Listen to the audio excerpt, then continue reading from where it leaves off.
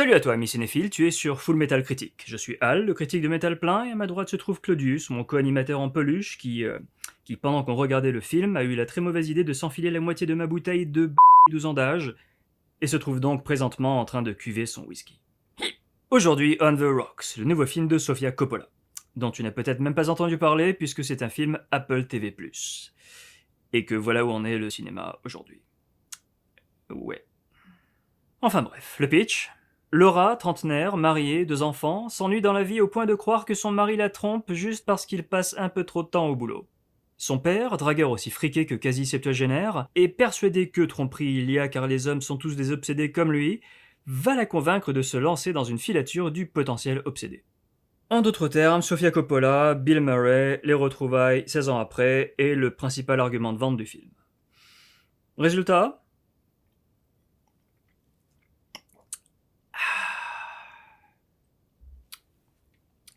bien en deçà de leur première collaboration, hein, ça fait pas un pli, et en même temps assez loin de la léthargie de Somewhere, par exemple, le quatrième film de la cinéaste. En gros, distrayant, mais sitôt vu, ben sitôt oublié.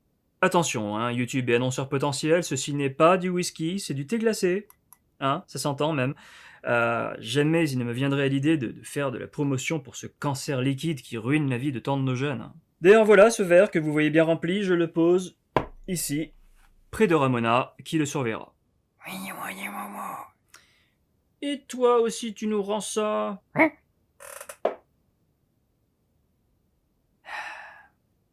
Voilà.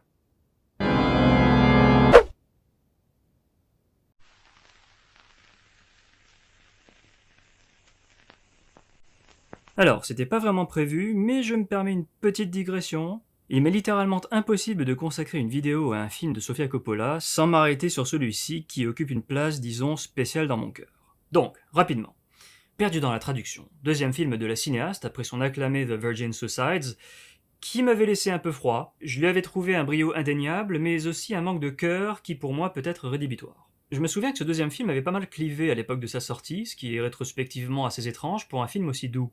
Pour moi, la dernière réplique, ou plutôt non-réplique, de Bill Murray à Scarlett Johansson est emblématique de ce clivage. Il y a ceux qui ont trouvé merveilleux, ensorcelant que la fille Coppola garde le mystère sur ses derniers mots, et il y a ceux qui ont vu un grand moment de masturbation autoriste, comme tout le film en fait, sorte de récréation semi-autobiographique et donc un peu nombriliste, passée à ne pas raconter grand-chose. Autant dire que je me trouve dans le premier groupe. Perdu dans la traduction n'a rien d'ennuyeux, puisqu'il n'a rien de vide, contrairement à, encore une fois, ce pauvre Somewhere. Au risque de sonner tarte, c'est pour moi un instantané de vie sans prétention aucune, trop occupé à capter des émotions, et des couleurs et des sons, et à saisir l'essence d'une romance à la fois impossible et spirituellement consommée, entre deux personnages aussi joliment brossés que campés. Bill Murray méritait plus un Oscar pour cette performance que pour celle de Broken Flowers, et Scarlett, ouais je l'appelle Scarlett, était déjà d'un naturel irrésistible, et trop occupé aussi, et c'est là son petit miracle, à capter l'atmosphère tokyoïte, que ce soit à l'aube, de jour ou en plein cœur des nuits électriques. Je parle en fait d'exprimer Tokyo, et ce film le fait mieux qu'aucun autre à mes yeux. Dont ce petit malin de Tokyo fiancé. Le tout porté par une bande originale inoubliable, générationnelle, et aussi par un paquet d'hilarants moments, devant parfois beaucoup à l'impro. Au passage, puisque c'est mon vlog, je me permets de placer un de mes raccords mouvements préférés. Voilà, la classe internationale. Des amis bien intentionnés m'ont déjà suggéré que ma passion pour ce film était influencée par le fait que je suis parti vivre à Tokyo moins d'une semaine après l'avoir découvert en salle, en janvier 2004, si ma mémoire est bonne. Mais quelle importance! Ce film a résonné profondément en le jeune homme que j'étais alors, et aujourd'hui encore j'entends l'écho de cette résonance. Et ça, c'est rare.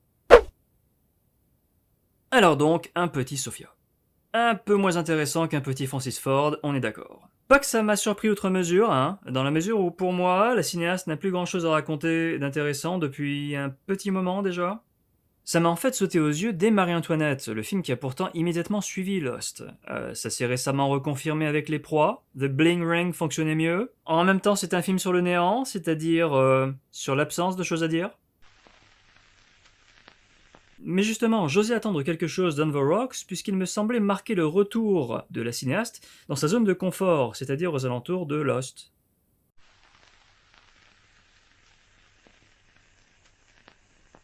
Mais peut-être qu'elle a été un peu trop confortable pour le coup. Si On the Rocks ne convainc pas, ce n'est certainement pas la faute de Bill Murray, qui est ici impeccable en homme qui aimait les femmes, une espèce de variante joyeuse de son rôle dans Broken Flowers, et un gars qui n'a même pas besoin d'être à l'image pour être super cool.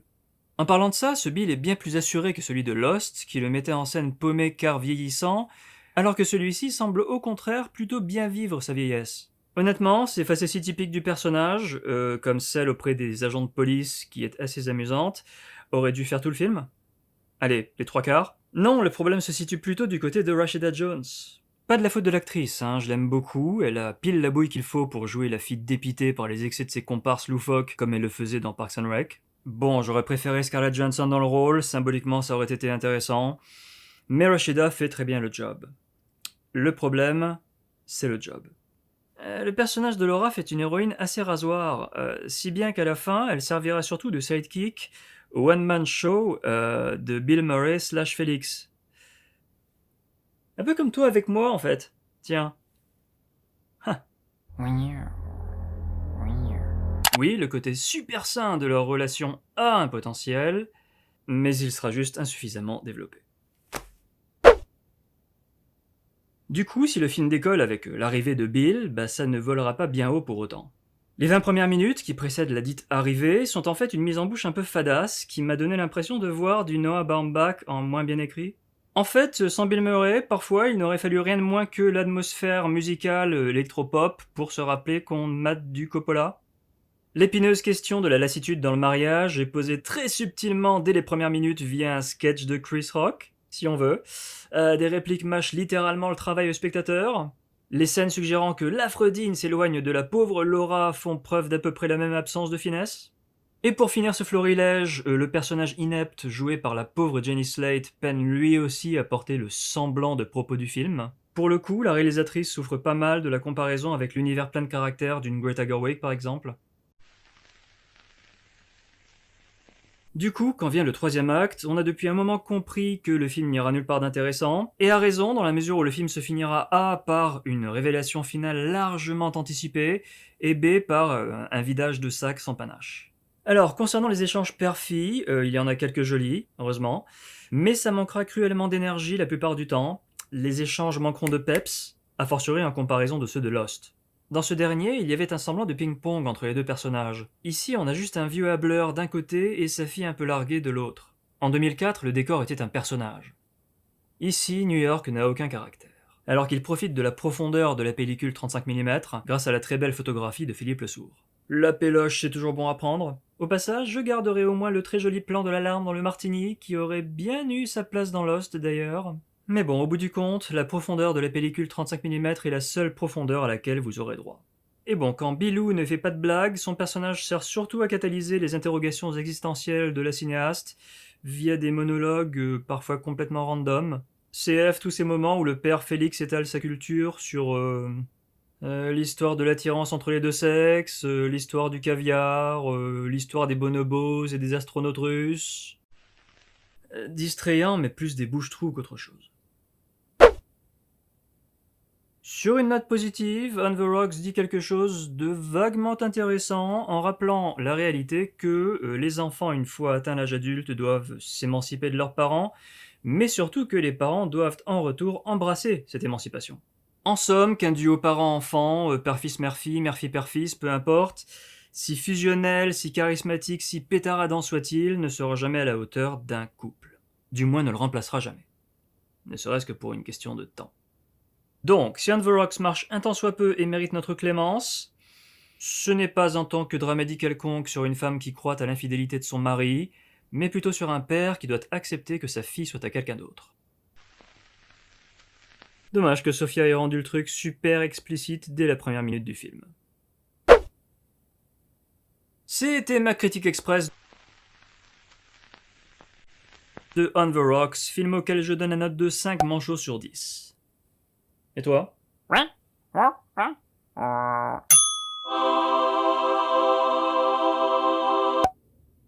La sardine d'or ? Sérieux ?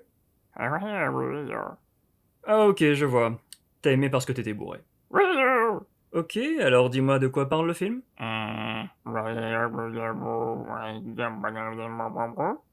Claudius, c'était dans les précédents vlogs ça. Enfin laisse tomber.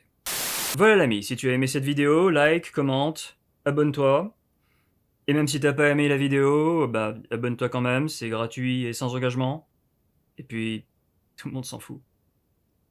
Enfin, sauf moi, sauf moi. Ah oui, c'est vraiment pas du whisky, hein, vraiment. Je veux dire, voilà, ça me fait rien. Rien du tout. Ouais.